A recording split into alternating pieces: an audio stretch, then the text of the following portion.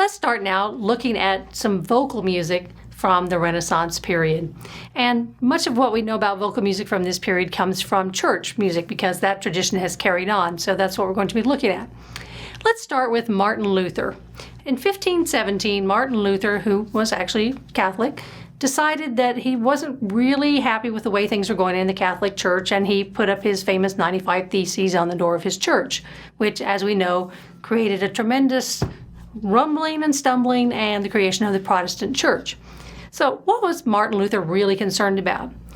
In terms of music things, this is what matters to us.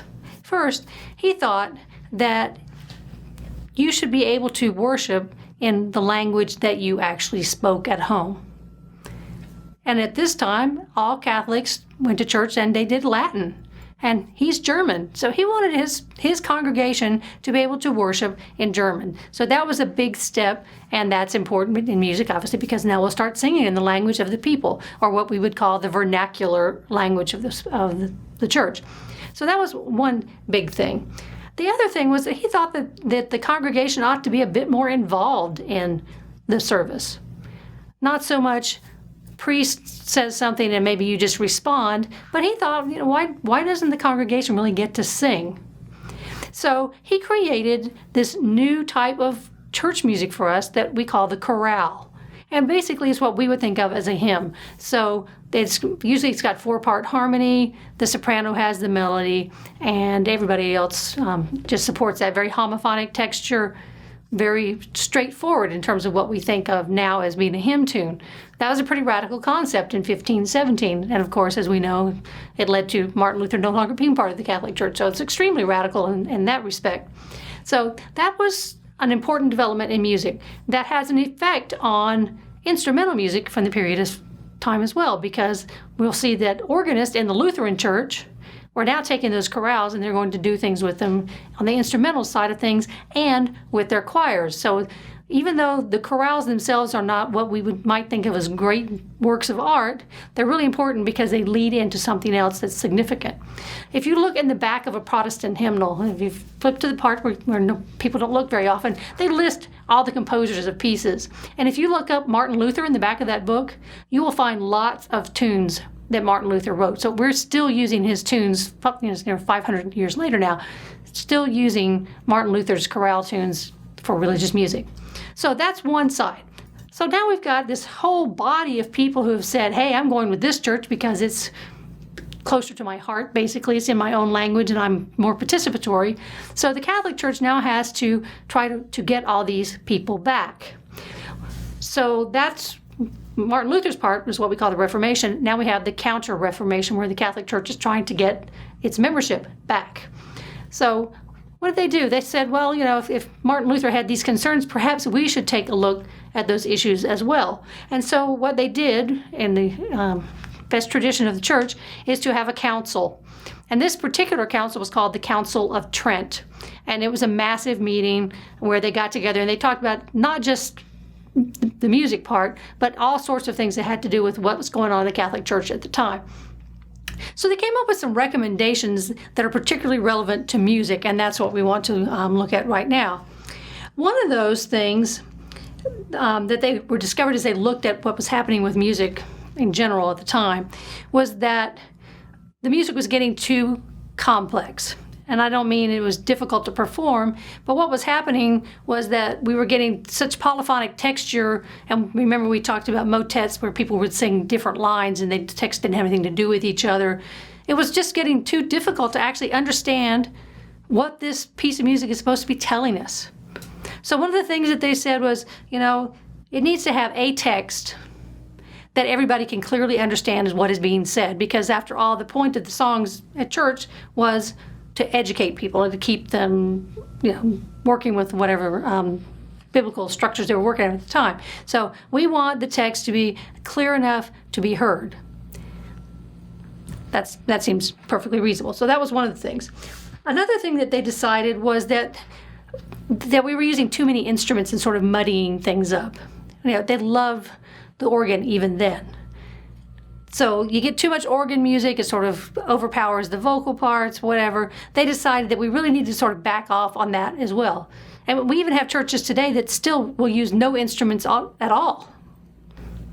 Everything is singing. So we get rid of some of that instrumental, what they might have perceived as clutter. Another thing that they decided that was important was that if you're going to use instruments, let's just stick with the organ. Let's not use anything else. And let's not bring in our outsiders who might bring in bad things or whatever they thought might about that. Another thing that had been happening that they found disturbing was that people were taking popular songs from off the street, putting religious words to them, and then singing them at church. Well, that was not going to do it. That's gone. We just can't have that anymore. Today we see the complete opposite going. Praise songs are a big part of many religious services now. So where you're taking very repetitive, popular type melodies, putting religious lyrics to them, and that's what they do. The final thing that's important for us in terms of music and the recommendations of the Council of Trent was that they just thought that musicians themselves were entirely too irreverent. Nothing has changed about that. Musicians still tend to be a bit irreverent. Even church musicians, we're just different people. So they really wanted musicians to be more like priests, I suppose. So that was one of the things that they recommended. How they did anything about that, I don't know. How are you going to make them less irreverent? But that was a concern of theirs.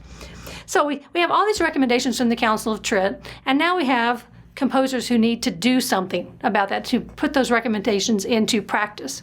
And one of the composers who did probably the best job of that is Giovanni Pierluigi di Palestrina. We just call him Palestrina because his name is just too much for the mouth. It's a long name. So when we talk about Palestrina, that's who we're talking about. So he was an organist who had the perhaps unenviable task of taking all those books of Gregorian chant that we talked about and making sure that they fit all those new recommendations from the Council of Trent. So this was a massive job, obviously. But he also did a lot of composing, and he composed masses for the church. So we're going to listen to a movement from one. This is the Gloria from what is known as the Pope Marcellus Mass, dedicated to Pope Marcellus.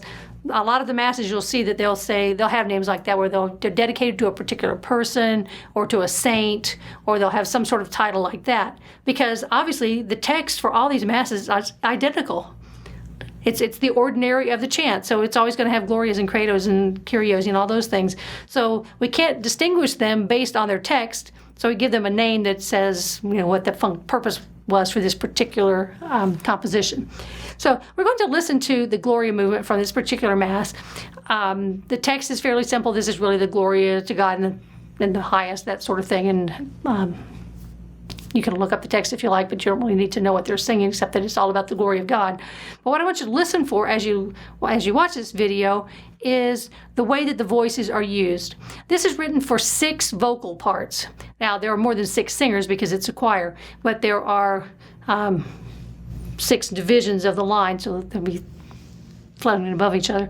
When this was performed originally, there would not have been women singing. The soprano and alto parts would have been sung by boys. The boy choir tradition is very strong in the Lutheran Church and the Catholic Church as well. And so they would have had boys singing the high parts, and then men would sing the lower parts. These days, we usually just have women sing those parts, and it gives it's an entirely different tone quality because a boy's soprano voice is not as powerful as a female soprano voice. So it's nice when you can hear it sung the way it was originally intended, but we're going to get the other version. But listen to the way the parts move. So it's not always the same people who have the melody. It sort of floats around on the different parts. It also gives you a good chance to focus on what a soprano sounds like, what tenors sound like, and sort of get that into your ear. This piece is performed a cappella, which means no instruments are involved. So that's another chance for you to really focus on the instruments. So listen now to the Palestrina Gloria. You might think about that recommendation about the text being clear. We've got 6 different vocal lines going. Can we still understand the words that they're saying? Don't worry that you don't know what the meaning of the text is, but can you hear what those words are, even with all these different layers of sound going?